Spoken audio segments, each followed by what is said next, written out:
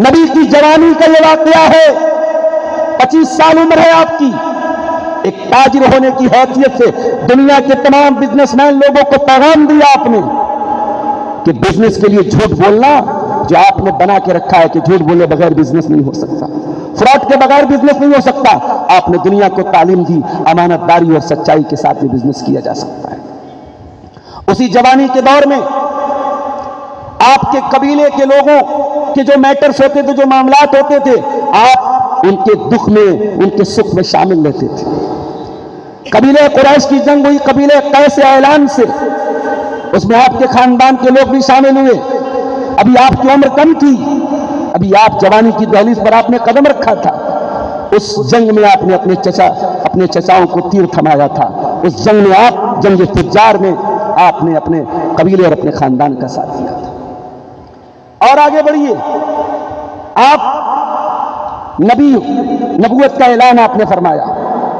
حضرت خدیجہ آپ کی بیوی ہے، حضرت خدیجہ آپ کی بیوی ہے، ایک شوہر کی حیثیت سے محمد رسول اللہ نے کیا کردار ادا کیا۔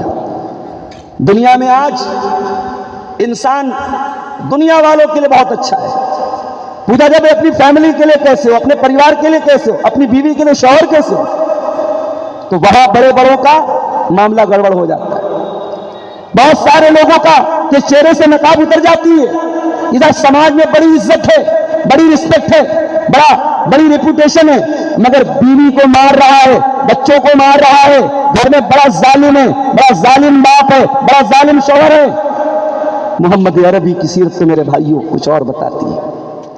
آپ تو اتنے بہترین شوہر تھے، آپ دعوے کے ساتھ فرماتے تھے انا خیرکم لأہلی، او لوگوں میں اپنے پریوار کے لیے سب سے اچھا ہوں۔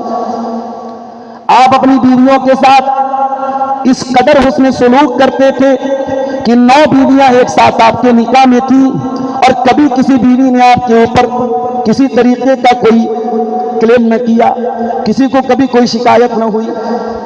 اما عائشہ سے پوچھا گیا اللہ کے پیارے نبی گھر میں رہتے تھے تو کیا کرتے تھے؟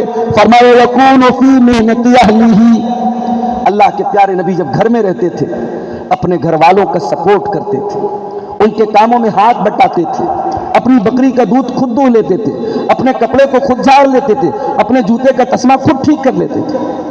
باہر آپ نکل رہے ہیں، صحابہ آپ کے وضو کا پانی حاصل کرنے کے لیے تڑپ رہے ہیں، آپ کے منہ سے تھوک نکلتا ہے، صحابہ اس تھوک کو زمین پہ گرنے نہیں دیتے ہیں۔ باہر یہ ریپوٹیشن ہے، یہ عزت ہے، یہ احترام ہے۔ ایسا انسان جب گھر میں آئے تو اپنے آپ کو تو وی آئی پی ٹریٹ کرواتا ہے نا۔ جو ایک انسان جب باہر اس کو ایک سیلیبریٹی کی حیثیت دی جاتی ہے تو گھر میں بھی سوچتا ہے کہ میں سیلیبریٹی ہوں، مگر اللہ کے پیارے نبی نے اپنی بیویوں کو ایک سیلیبریٹی کی حیثیت سے اپنا تعارف نہیں کروایا، آپ کا سلوک ایک شوہر، ایک بہترین شوہر کی حیثیت سے۔ اما خدیجہ کا انتقال ہو گیا، آپ کے نکاح میں آلریڈی کئی بیویاں ہیں، بیویوں کو مرنے کے بعد کون یاد کرتا ہے؟ جب آپ کے پاس ایک الٹرنیٹ موجود ہو تو آپ کیوں کسی کو یاد کریں گے؟ مگر محمد عربی صلی اللہ علیہ وسلم نے دنیا والوں کو ایک مثال دی کہ رشتے مرنے کے بعد بھی ختم نہیں ہوتے۔ ماں مر گئی، ماں کی محبت آج بھی دل میں موجود ہے، بیوی مر گئی، بیوی کی محبت آج بھی دل میں موجود ہے۔ میرے نبی کے گھر میں گوشت بنتا تھا تو گوشت کو اپنی مرحوم بیوی، اپنی مرحومہ بیوی حضرت خدیجہ کی سہیلیوں کے یہاں بھجوا دیتے تھے، یاد کیا کرتے تھے خدیجہ کو۔ ایک مرتبہ اما عائشہ نے کہا کہ آپ بہت زیادہ خدیجہ کا نام لیتے ہیں، کیا بات ہے؟ تو آپ نے فرمایا کہ خدیجہ نے بڑے مشکل وقت میں میرا ساتھ دیا تھا، خدیجہ نے مجھے بچے دیے ہیں، میرے بچوں کی ماں ہے، میں خدیجہ کو کبھی نہیں بھول سکتا۔